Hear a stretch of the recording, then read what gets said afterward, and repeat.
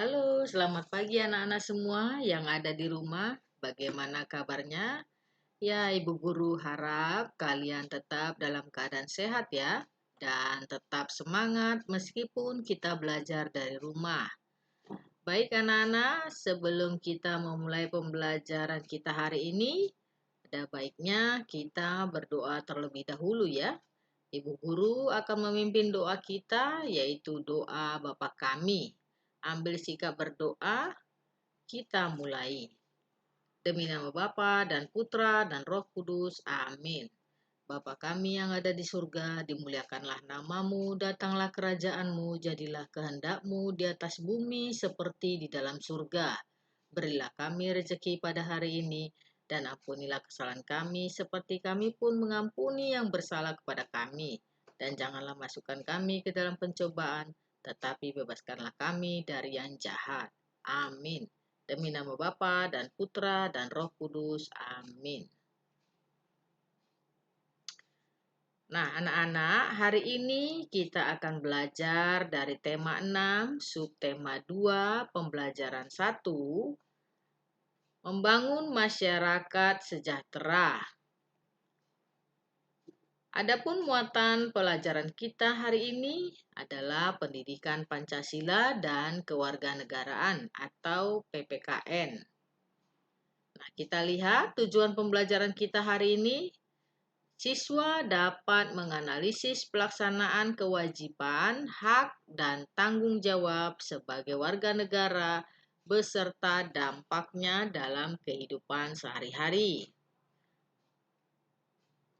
Nah, anak-anak, pembahasan kita kali ini mengenai hak sebagai warga negara Indonesia. Pada pertemuan kita sebelumnya di semester 1, Ibu Guru sudah menjelaskan tentang hak sebagai warga negara. Kita lihat dulu pengertian daripada hak. Hak adalah sesuatu yang mutlak menjadi milik kita dan penggunaannya tergantung kepada kita sendiri. Hak-hak sebagai warga negara Indonesia itu telah diatur di dalam Undang-Undang Dasar atau UUD 1945. Nah, Undang-Undang Dasar 1945 ini dibuat sesuai dengan nilai-nilai yang terkandung di dalam Pancasila. Nah, kita lihat gambar berikut ini. Nah, gambar ini merupakan contoh hak untuk mendapat perlakuan yang adil di dalam hukum. Setiap warga negara Indonesia berhak mendapatkan perlindungan hukum. Hak ini dapat diperoleh warga negara Indonesia, salah satunya dalam bentuk perlindungan hukum saat menjadi saksi dalam perkara hukum. Nah, berikut ini kita lihat dulu hak-hak warga negara Indonesia dalam ketentuan yang sudah diatur di dalam Undang-Undang Dasar 1945. Yang pertama, hak mendapat perlindungan hukum. Yang kedua, hak mendapat pekerjaan dan penghidupan yang layak. Yang ketiga, ikut serta dalam upaya bela negara. Yang keempat, kemerdekaan berserikat dan berkumpul serta mengeluarkan pikiran. Yang kelima, kemerdekaan memeluk agama dan beribadat menurut agama dan kepercayaan masing-masing.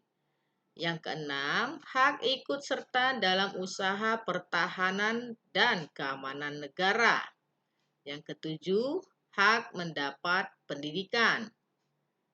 Yang kedelapan, hak bebas memelihara dan mengembangkan nilai-nilai budaya sosial. Yang kesembilan, hak memanfaatkan sumber daya alam yang ada. Yang kesepuluh, fakir miskin dan anak-anak yang terlantar dipelihara oleh negara. Kemudian kita lihat lagi, hak memperoleh fasilitas pelayanan kesehatan.